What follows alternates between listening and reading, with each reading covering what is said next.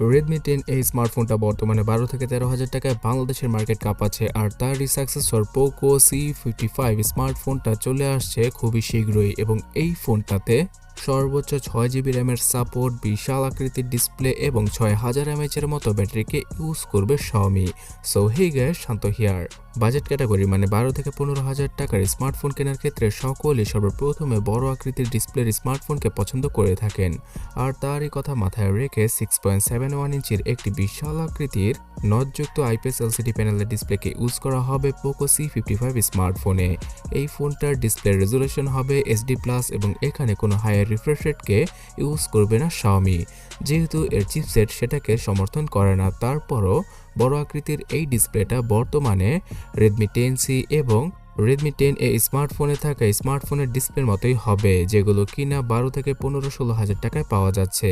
So ডিসপ্লের ক্ষেত্রে অন্য 10টা ব্র্যান্ডের মতোই বড় আকৃতির ডিসপ্লেকে এবার ইউজ করছে Xiaomi। তাছাড়া সফটওয়্যার হিসেবে out of the box Android 13 আর MIUI 14 এর সাথে আসবে Xiaomiর এই বাজেট ক্যাটাগরির স্মার্টফোনটা। এখানে MIUI এর একটা লাইটার ভার্সনকে ইউজ করা হবে, যেখানে টুকটাক কিছু ফিচারকে হয়তো আপনারা মিস করতে পারেন, কিন্তু স্ক্রিন রেকর্ডিং এর ফিচারের পাশাপাশি ওয়াইফাই পাসওয়ার্ড কিউআর কোডের মাধ্যমে শেয়ার করা, তাছাড়া প্রাইভেসির ক্ষেত্রে বিশেষ কিছু ফিচার পাওয়া যাবে Poco C55 স্মার্টফোনটার মধ্যে। এই স্মার্টফোনটাতে ইউজ করা হবে 4GB এবং 6GB র্যাম। তার সাথে 3GB র্যামের একটা ভার্সন আসবে, যেটা কিনা বাজেট ক্যাটাগরিতে সবচেয়ে কম প্রাইসে লঞ্চ করবে Xiaomi, মানে 11,000 টাকার আশেপাশে 3GB র্যামের ভেরিয়েন্টটা আসতে পারে, 12,000 টাকার আশেপাশে 4GB র্যামের ভেরিয়েন্টটা আসবে এবং 6GB র্যামের ভেরিয়েন্টটা যদি আসে তার প্রাইসটা 14 থেকে 15,000 টাকা রাখতে পারে তারা। তাছাড়া এই স্মার্টফোনটার 4GB এবং 6GB র্যামের সাথে আরও 5GB র্যামকে এক্সট্রা অ্যাড করার মাধ্যমে সর্বোচ্চ 9GB আর 11GB র্যামকে ইউজ করা পসিবল হবে ভার্চুয়ালভাবে পোকোর এই স্মার্টফোনটিতে। এখানে 64GB এবং 128GBর ইন্টারনাল মেমোরিকে আমরা পেয়ে যাব। তাছাড়া ডুয়াল ভোল্টি 4G সাপোর্টের পাশাপাশি একটা SD কার্ডকে 1000GB পর্যন্ত ইউজ করা পসিবল হবে পোকোর এই স্মার্টফোনটিতে।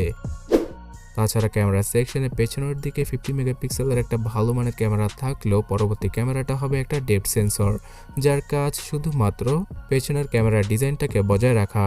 বিকজ 0.8 মেগাপিক্সেলের VGA ডেপথ সেন্সর দ্বারা তেমন ভালো কোনো পোর্ট্রেট ছবিগুলো আপনারা তুলতেই পারবেন না। এবং পোকোর এই স্মার্টফোনটা দ্বারা ফুল HD রেজুলেশনে ভিডিও করা পসিবল হবে।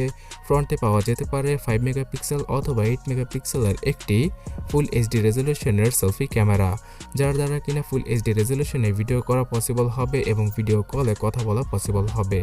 তবে ফোনটিতে থাকছে না কোনো জাইরো সেন্সর, তাই EIS-এর সাপোর্টটা ভিডিওগ্রাফিতে আপনারা মিস করবেন। এবং বিশাল আকৃতির 6000 mAh এর ব্যাটারি থাকবে ফোনটাকে ফুললি পাওয়ার ব্যাকআপ দেওয়ার জন্য। এর মাধ্যমে 2 থেকে 2.5 দিন অথবা 3 দিন পর্যন্ত ব্যাটারি ব্যাকআপ ইজিলি পাওয়া যাবে নর্মাল ইউসেজে। আর টানা ইউজ করলে 9 থেকে 10 ঘন্টার মতো ব্যাটারি ব্যাকআপ দিয়ে দিবে পোকোর এই C55 স্মার্টফোনটা, বিকজ ফোনটার ডিসপ্লে অত বেশি চার্জ গ্রহণ করবেই না। সো এই দিক দিয়ে পোকোর এই স্মার্টফোনটা খুব ভালোই হবে যারা কিনা সারাদিনের ব্যাটারি ব্যাকআপ পেতে চান। এছাড়া চিপসেট হিসেবে মিডিয়াটেক হেলিও G85কে ইউজ করা হবে বাজেট ক্যাটাগরির এই স্মার্টফোনটায়। আর মিডিয়াটেকের এই চিপসেটটা কিছুটা পুরনো হলেও কাজ চালিয়ে নেওয়ার মতো, মানে বাজেট ক্যাটাগরির স্মার্টফোনের কাজ চালিয়ে নেওয়ার মতো একটা চিপসেট। এখানে হেভিলি মাল্টিটাস্কিং করতে গেলে 6GB র্যামের ভেরিয়েন্টটা আপনাদের অনেক বেশি হেল্প করবে, তবে চিপসেটের উপর অত বেশি লোড দেওয়া যাবে না।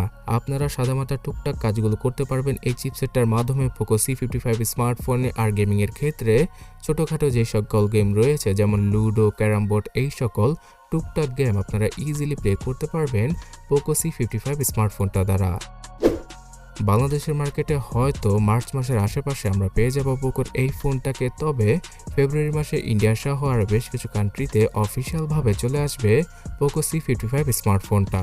প্রাইসিংটা তো আমি ভিডিওর মাঝ বরাবর সময় বলে দিয়েছি, তো এবার দেখারই পালা যায় কেমন প্রাইসে অফিসিয়ালভাবে বাংলাদেশের মার্কেটে চলে আসে এই ফোনটা আসলে সবার আগে জানতে এখনই সাবস্ক্রাইব আর ফলো করে আমাদের সাথেই থাকুন। ধন্যবাদ।